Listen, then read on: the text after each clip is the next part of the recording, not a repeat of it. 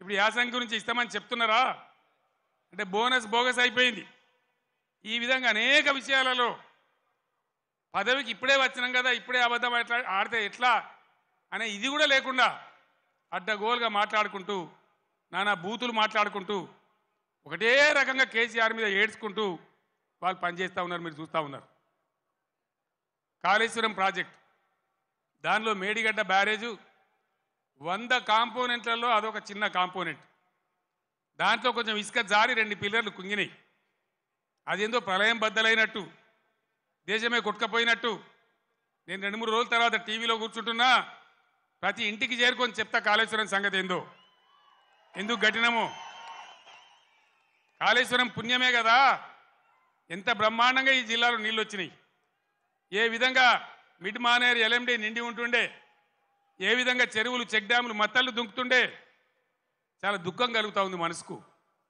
నా కండ్ల ముందే ఇంత తొందరలోనే ఈ కరెంటు మాయం కావడం, రైతులు కళ్ళలో నీళ్లు పెట్టుకోవడం, సోషల్ మీడియాలో చూస్తూ ఉంటే అనేక చోట్ల రైతులు పొలాలు కాలబెడతా ఉన్నారు, గొర్రెలను మేపుతా ఉన్నారు, గొడ్లను మేపుతా ఉన్నారు. వాళ్ళు అట్లా నాశనం అవుతుంటే కూడా నేను పేగులు మెడలేసుకుంటా పండవేటి తొక్త డైలాగులే తప్ప రైతు సోదరులారా భయపడకండి. ఒకనాడు ఇదే ఎస్ఆర్ఎస్పీకి నీళ్ళు తక్కువ పడితే సింగూరు డ్యాంలో ఉంటే అక్కడి నుంచి తెచ్చి వరంగల్ దాకా ఇచ్చి కూడా పంటలు కాపాడిన సిఆర్ గారు నా పక్కనే ఉన్నారు. ప్రభుత్వం అంటే అట్లా ఉండాలి, దమ్ము ఉండాలి, ధైర్యం ఉండాలి, రైతాంగాన్ని కాపాడాలనే ప్రేమ ఉండాలి.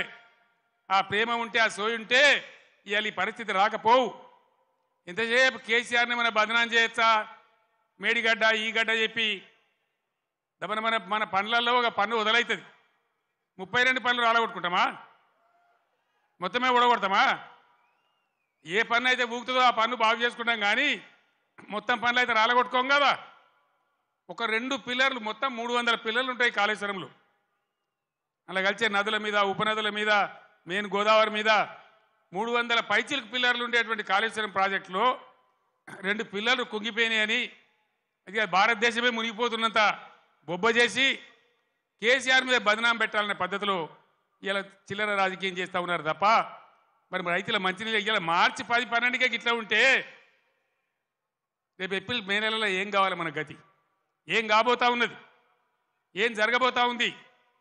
అందుకే ఇవాళ మళ్ళీ మీరు తప్పిపోయి దయచేసి నాయకులు, కార్యకర్తలు మీరందరూ కూడా వినోద్ గారు కోరినట్టు గ్రామాలలో చర్చ పెట్టాలి. ప్రతి బీఆర్ఎస్ కార్యకర్తకు, నాయకులు నేను విజ్ఞప్తి చేస్తా ఉన్నా, ఏ విషయం చూసినా కూడా వీళ్ళ వైఖరి సరి అనే పద్ధతిలో లేదు. ఇప్పుడు వచ్చిన ప్రభుత్వం ఒక అంకుశంలాగా బీఆర్ఎస్ ఉండాలి. బీఆర్ఎస్ బలం తెలంగాణ బలం. ఎందుకంటే బీఆర్ఎస్ తెలంగాణ దళం, తెలంగాణ గలం. శాసనసభలో కానీ పార్లమెంట్లో కానీ అన్ని విధాల ఇటు రాష్ట్రాన్ని, కేంద్రాన్ని ఒప్పించి మెడలు వంచి బ్రహ్మాండంగా పని జరిగాయనంటే బీఆర్ఎస్ ఉండాలి.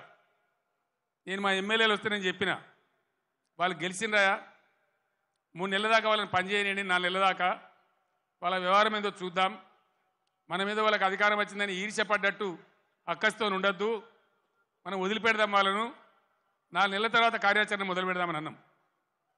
ఒక్కటంటే ఒక్క మాట మీద ఖాయం ఉండద్దా? ఉరుకుర్రి 2 లక్షలు రుణం తెచ్చుకోండి, 9 తారీఖు నాడు నేను మాఫీ, డిసెంబర్ 9 నాడే. అందుకే ఈరోజు బీఆర్ఎస్ ఎమ్మెల్యేలు ప్రశ్నిస్తూ ఉన్నారు, బీఆర్ఎస్ నాయకులు ప్రశ్నిస్తూ ఉన్నారు. మీ అందరు నేను కోరేది ఒకటే, తెలంగాణ బలంగా ఉండాలంటే బీఆర్ఎస్ బలంగా ఉండాలి, ప్రశ్నించేవాడు ఉండాలి. తెలంగాణ సోయి ఉన్నవాడు, తెలంగాణ ఉద్యమం తెచ్చిన వాళ్ళు, పేగులు దిగేదాకా కొట్లాడినోళ్ళు, సావు అంచు దాకా పోయి సాగు నోట్లో తలకాయ పెట్టినోళ్ళు, వాళ్ళకు ఉంటుంది కడుపు నొప్పి తెలంగాణ గురించి. కాబట్టి నేను తెలంగాణ యావత్ ప్రజానీకాన్ని కోరుతా ఉన్నా, నా మాటల్ని మీరు దయచేసి ఆలోచన చేయండి. ఈరోజు ప్రభుత్వం నడిపే విధానం చూడండి, మేము ఉన్నప్పుడు ఎంత గౌరవంగా నడిపినామో చూడండి, ఎన్ని రకాల స్కీములు తెచ్చి ప్రజల్ని ఎట్లా కడుపులో పెట్టుకున్నామో చూడండి. ఇలా చేనేత కార్మికులు బతుకమ్మ చీరలను తెచ్చినాం, తమాషకు తేలే, చెక్కిలి గింతల కోసం తేలే. నేను అన్నాడు ఉద్యమంలో నేను ప్రొఫెసర్ జయశంకర్ సిరిసిల్ల నుంచి పోతుంటే మధ్యరాత్రి పూట గోదల మీద కార్ లైట్లు కనబడతా ఉన్నాయి. ఆత్మహత్యలు చేసుకోవద్దు, సాగు సమస్యలకు పరిష్కారం కాదు అని అవి చూసి మేము